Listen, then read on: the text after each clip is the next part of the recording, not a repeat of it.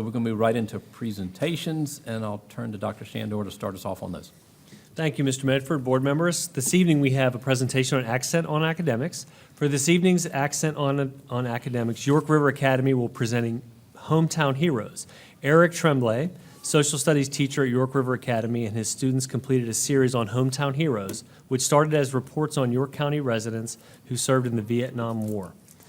Interviews were captured on video, and the finished project will be eventually added to the website for Hometown Heroes. So I'll let Mr. Cross introduce his team. Thank you.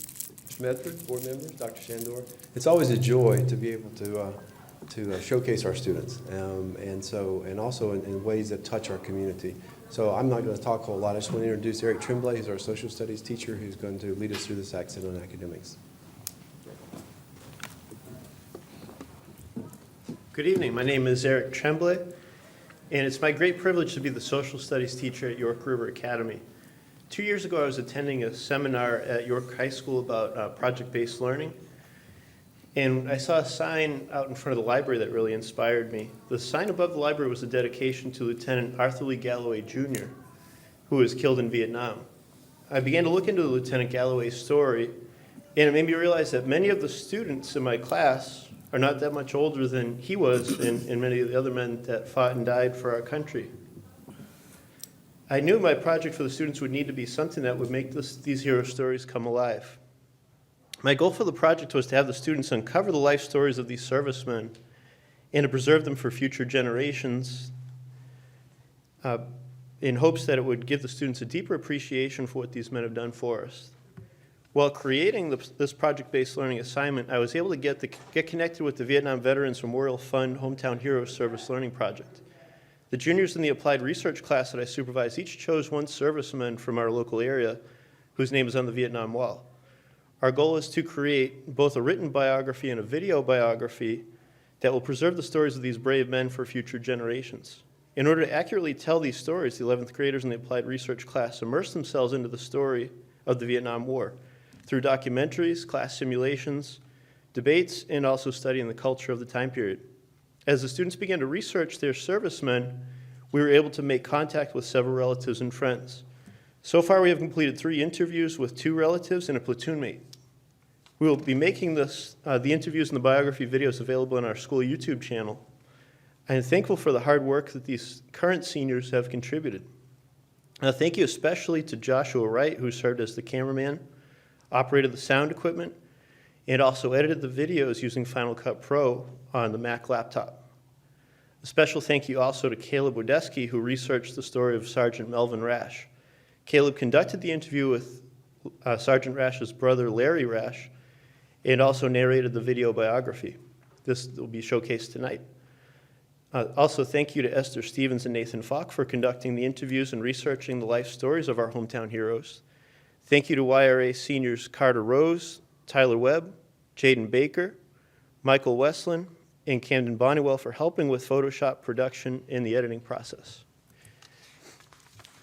And it gives me great pleasure to introduce to you Joshua Wright, one of our seniors at YRA.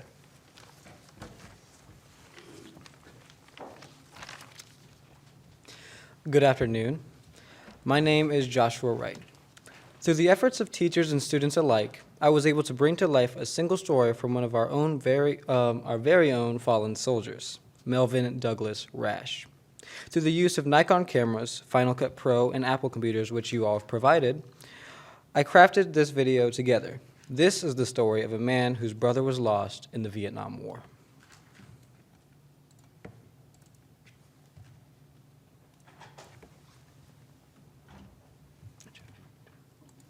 Hello, my name is Caleb Wodeski from York River Academy, class of 2016, and this video is in memory of Sergeant Melvyn Douglas Rash. Melvyn Douglas Rash was born June 8, 1946 in Plymouth Naval Weapons Station, Virginia, to Howard Clifford Rash and Myrtle Louise Rash. He had an older brother, Larry, as well as a younger sister, Renee. The family moved to a small farm in Eldora, Iowa, and later moved to Yorktown, and Melvyn graduated from York High in 1966. Yeah, we were just typical boys. We lived on a farm in Iowa, and well, wasn't much to get into because it was way out. I think our nearest neighbor was about a half mile away, and so that's where we learned to ride a bicycle and just get into whatever trouble we could on the farm. Well, he went right straight from into the Air Force, right out of the high school. And so, So he wasn't like drafted? no, he would have been drafted because that was during the Vietnam era. And so he, rather than get drafted into the Army, he joined the Air Force. Melvyn was the top of his class and was later placed in the 41st Tactical Airlift Squadron on the Blind Batch mission that was stationed in Ubon, Thailand. We knew the bases he was on, and I can't recollect all those, but all I know is that he was a loadmaster on the C-130, and so he was responsible then for prepping the loads for drops. On the night of May 22nd, 1968, Melvyn's plane, the Blind Bats 1, was shot down during one of these missions near the border of Laos. No one survived the crash. Melvyn was considered MIA until 1978 when his status was changed to presumed killed. All I know is that on the last mission, they had a night mission dropping flares over Laos or over the enemy zone, and it was on their way home, and they weren't too far out from the home base when they lost contact with the plane, and I think one of the group circled back around where they lost contact with it, and they saw some fire on the ground, but that's the only thing we had to go on until 40 years later. After years of research, the crash site was located in 2002. With the use of DNA, the remains of Sergeant Rash were positively identified in 2009. Sergeant Rash was then buried at Arlington National Cemetery on December 7, 2009.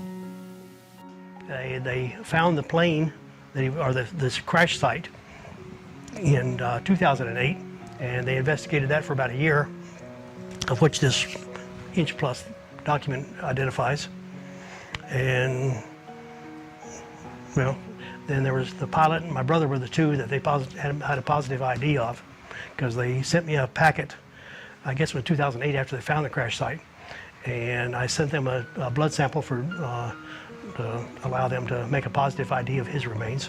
But they carried him as missing in action for about 10 years, and then so from 68 to 78, he was just carried as missing in action, which means he continued to be paid and continued to be promoted. But then in 10 years later, after 68 and 78, then they made a declaration of death. And so the unfortunate thing is that Mom and Dad both passed away before we brought him home. And so I was the eldest. And so I basically brought him home and got him buried in Arlington. But Mom and Dad both had already passed away by the time we found out what positively happened to him. Every time I see a C-130 fly over, I, of course, stop and watch it fly. And one of the guys in the club has got a model of the C-130 flying, and so I enjoy watching him fly that airplane. And it's all sort of reminiscent of him. Reminds me of my brother. I've got picked up a CD of the old album that he and I used to listen to all the time, and once in a while I'll put that on when I'm cruising around, and it's just like him being in the seat next to me.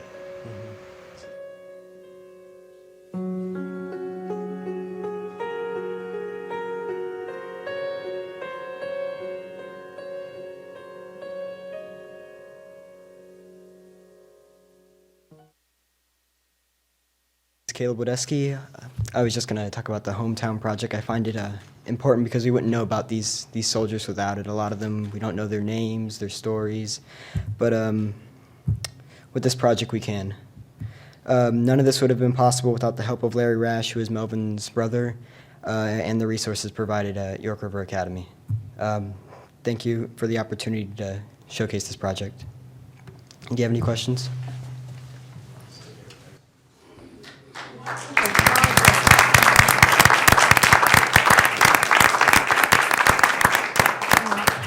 I am speechless, and this project goes so far beyond the classroom. What you boys have done, you have preserved history, especially the family's heritage, and it's priceless.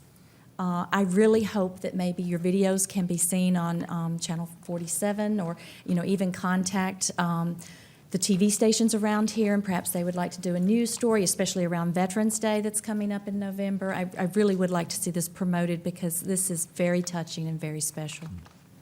Such a fitting tribute. Yeah. My question is, we hear project-based learning, and you have taken it to a level beyond anything that I've seen as of yet in YCSD. I mean, y'all rocked this project. Emotionally, that was draining. But so, how, like Ms. Kursky said, you have done something that will leave a lasting impact on yourselves, but also the family and everyone that views and watches and remembers Vietnam. What did you as students, if you hadn't have done this kind of project, if you were just reading the textbook and listening to the teacher, do you think you would have walked away with not as much of an understanding of what went on versus the research you did here? No, sir, I would not. I feel like the fact that we were able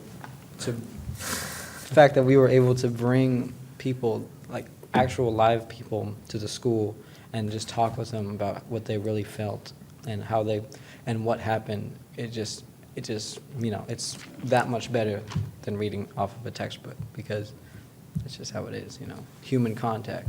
Yes. This is just a great example of, you know, project-based learning. Exactly. How things are supposed to happen and what that's supposed to accomplish. I mean, we have it with the younger kids, and then you get the older kids, and it's just, this is such a meaningful experience. I do have a question. I think you may have mentioned this. How did you say you chose who was interviewed? How did you find them and choose them? What happened was the students each chose a name that was on the Vietnam Wall. We had the wall that heals came through Williamsburg last fall, and we took a field trip to it. And we had assigned each student ahead of time to go ahead and look up one of the names on the wall, see if you could find it, get a picture of it on the wall. And that was basically how they chose it. From that point, we went to the virtual wall website, and there's also a Wall of Faces website, and people are allowed to leave messages on there and also leave their email addresses, so we were able to contact people that way. And I kind of made like a form letter I would send out, and the kids would say, okay, we got another email, let's send it out. And we ended up getting a few back that way. So we tracked down Lee Galloway's sister, who now lives in Chicago, and she was here to give out the Galloway Scholarship at York High School. And we happened to be able to get the interview done with her. Mr. Rash we found by kind of doing some detective work with the kids were looking at the obituaries, and they were able to get a name and then Google the name and find the phone number and make the connection that way. The third man we had was Mr. Terry Tillery, and he is from Knott's Island in North Carolina. And we were able to make contact with him through finding an email on one of the walls.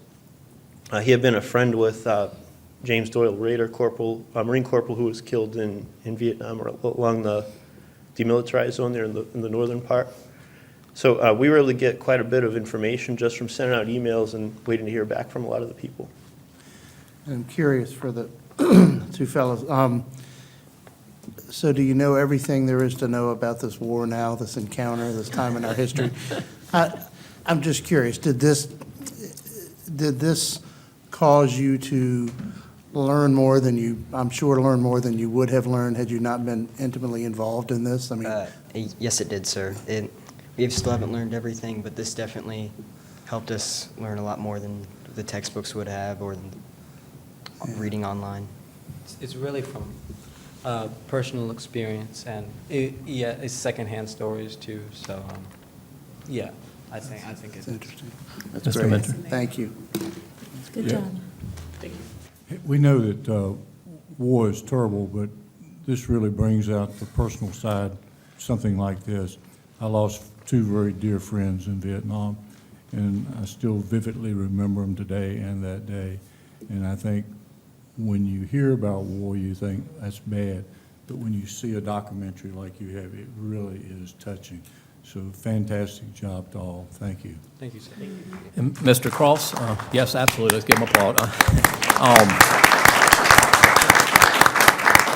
From a community that's made up of many military families, I look forward to seeing this idea possibly spread like wildfire to other schools that can take a project-based, like this and approach and just run with it and have the students, I mean, good gracious, y'all rocked it at YRA. I'm proud to be associated with your school and my district, so thank you. Thank you. Thank you very much.